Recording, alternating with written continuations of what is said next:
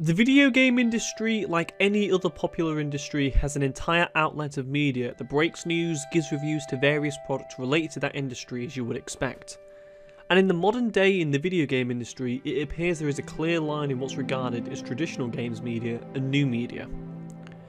Traditional games media originally started in the mid to late 80s to monthly magazines like Nintendo Power, EGM and PC Gamer, which was really one of the few ways for gamers to find out news and previews on games that plan to come out in the coming months, and showcasing the player different mechanics in these games with deep explanations and screenshots of what the game was going to be. As the internet got more and more popular, it was natural that these magazines were going to go drift more into the sidelines and come more into the online media. And not in the sense of having a guy presenting videos that we'd like to tend to have today from major outlets, but instead having web articles and having their reviews online and anyone being able to access them at any time and being able to download trailers and so on. As you would expect, it made it easier and easier to follow video game news and reviews, and a lot quicker than having to wait every month for the new magazine issue to come out. The transition from the magazine era to these outlets having their websites as their main hub of their audience was way more gradual, and there's a lot more overlap than what I'm making it look like here. But I'm making it look like this way, and not because if I went into every nitty-gritty and every twist and turn that process took, this video will probably be over an hour long at this point. But there was also a lot of change in the dynamic of who dominated the online space and who dominated the video game media space as well, as the sites that really took the online space by storm were the IGNs, GameSpots and people like Giant Bomb, for instance, which are still active today and doing very, very well, and the reason why they're doing so well I'll go into later on in the video. The major sites like IGN were dominant in having reviews out on all the major games that came out every year, and probably every little smidge of news about the AAA games coming out was on their website every day. As a gamer, there was never a better time when it came to receiving news and keeping up with news for the gaming industry. Not going on places like GameSpot and the places I mentioned earlier meant that you were left behind in regards to keeping up to date with news and the perception on games and the reviews. The big change to games media though came around the 2010 period, when new media started to come into its own and draw large audiences themselves. If you don't know what I mean by new media in regards to video games, I'm referencing more to online content creators, so these are people like YouTubers and Twitch streamers, which in 2018, popular video game YouTubers and streamers are 100% the standard in regards to how people absorb video game related content, and the major news outlets I mentioned before like the IGNs and so on have their own very popular YouTube divisions in a way to have that own slice of major YouTube audience that is going around to a lot of different content creators, and a lot of them are getting to this day, and will probably carry on getting for the way beyond the foreseeable future. Now that I've set the scene, let me get to the point of the video. From the mid-80s all the way through to 2010, give or take a couple of years, the major gaming magazines and websites were the only word that you could get on video games, and their reviews were really the only time you can get word on whether a game is good or not, without playing it yourself or having a friend play the game and let you know what his opinions on it, whether they like it or not. But now in 2018, this isn't the case anymore. As gamers, we really are spoiled in how many options we have to find content creators that have similar taste palettes when it comes to games to ourselves, and be able to get news on those games, what we're looking forward to, and also get analysis and criticism from these guys as well. Or these people also being able to showcase games that maybe we haven't heard of and we could take an interest in because the person that we respect and have a similar taste palette to is recommending them. By the way, I just want to let you know that I'm not saying that major sites like the GameSpots, IGNs and so on don't showcase indie games and unknown games, because they absolutely 100% do. But from a personal perspective, I don't get anywhere near as much value from like IGN recommending a game and showcasing one than I do from YouTubers I like and follow showcasing them. And the reason for that is because I don't know the taste of games that the person at IGN has. If you ever go on a review of IGN or go on an article on the site or anything and click on the person that's writing it below, they really give you such a lack of information of what that person has and what that person's taste in games is.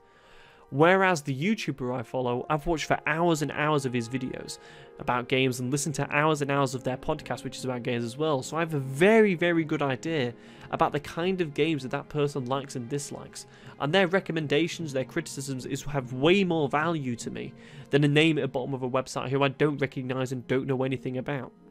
The same can be transferred over 100% to reviews. While the effect of reviews is still important to a lot of people, like we see, people going crazy on subreddits for the scores of the game that they love not being as high as what they would give it themselves, and they can go crazy if they disagree with it. Like for instance, Jim Sterling's review of Zelda Breath of the Wild sent Nintendo fans into raptures and they went absolutely insane, and they went as far to DDoS his site, the Jimquisition. But the review scores that outlets get seems to matter more to publishers to me than it does to the gamers themselves. Like, how many times do we see the review scores for a game are vastly different to the audience perception of it? It famously happened with the Mad Max game, and it's happened again recently with Kingdom Come Deliverance. The idea of following personalities instead of site themselves and following their recommendations, their criticisms and so on, and having that as much more valued than the online major outlets like IGN and so on, has grown and grown over the years. And the personalities that were possibly popular at these sites, like I've mentioned before, have gathered a following on their own from using their social media and so on, and they've gone on to the left and made their own thing, like Colin Moriarty and Greg Miller that make Colin's Last Standing kind of funny, Jim Sterling with the Jimquisition, Danny O'Dwyer with No Clip, and Alexa Ray Correa, who went on to make What's Good Games, leaving their retrospective sites to make their own content, and has worked out famously for them. That does not mean, however, that there isn't any good personalities at these major outlets anymore, because there is people like Brian Altano out there, for instance. But on a personal note, I don't know these guys from the site that they produce content on, but instead of podcasts and shows that they appear on as guests, because over the years I've gone less and less onto these websites and more onto the new media space. I think the major reason why I go to sites less and spend more time on YouTube, Twitch, Reddit to find games content is because I'm not getting the type of content I used to enjoy absorbing. For instance, I love the expansive investigative pieces that people like Alexa Ray, Colin Moriarty and Danny O'Dwyer used to do, but I honestly feel that the content that these people made hasn't been replaced after these people have left, and in fact I think it's actually been thrown away completely. The only person I still feel does fantastic investigative pieces is Jason Schreier at Kotaku, but other than that, I kind of find it hard to find that level of quality content on the major outlets, and instead I have to go to YouTube channels like Xbox Ahoy or NoClip to find it, because I'm not finding it on these sites anymore.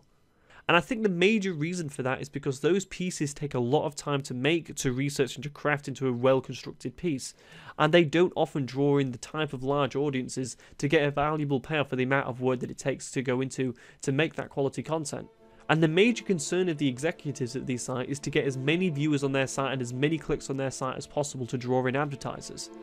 And I don't think it's a surprise to hear that the size of the viewership that these sites is gaining is absolutely waning 100%. Don't get me wrong, IGN, GameSpot, PC Gamer and Giant Bomb are still doing very well, but even these guys are having to have YouTube and other social media aspects to their content in order to stay relevant and grasp the wider audience.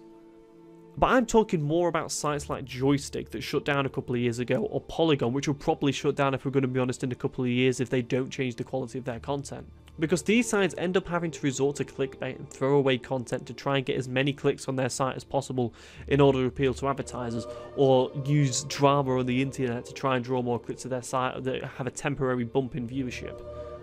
So with the mix of the waning quality of the content that traditional media is making, the amount of personalities on YouTube, the quality personalities on YouTube that make really great content and relevant content that's high quality,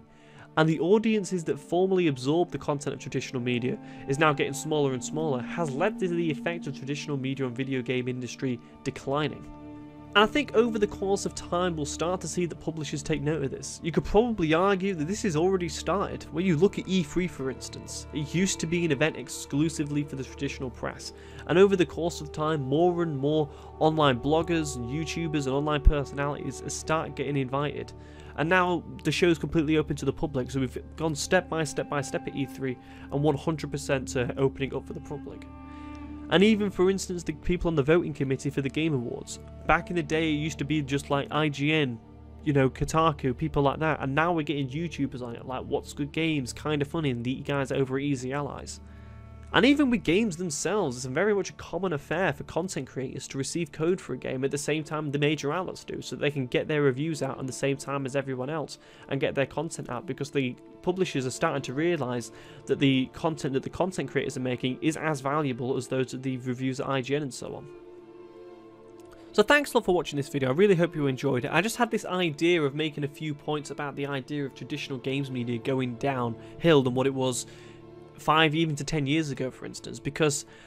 I love games media, new media, traditional media. I do spend a lot of time, going around articles and news and stuff to, to decide what to make videos of, and I have a general interest in the industry. But I have found more and more as time goes on, I'm spending more time on Reddit, YouTube and Twitter and stuff finding my games news than actually going on the sites of these places themselves. And I was thinking about why is that the case, and I decided to make a video about it, of why I think the effect on me and the industry itself is generally declining. So if you agree with my points, please let me know. If you disagree with me, let me know as well. I'd love to see what you'd say. And also, what sites do you go on? Is there any kind of smaller sites that you tend to go on to find news and stuff like that? Is there any, what YouTubers do you listen to? Do you find yourself listening more to YouTube and Twitch and looking at gameplay and stuff like that? Is that more value to you now than actually going to these sites and seeing what reviewers are saying, stuff like that? So let me know what you think. I'll be back on Wednesday for the Elder Scrolls and Bethesda style video. And thanks a lot for watching, and I will see you guys on Wednesday. Goodbye.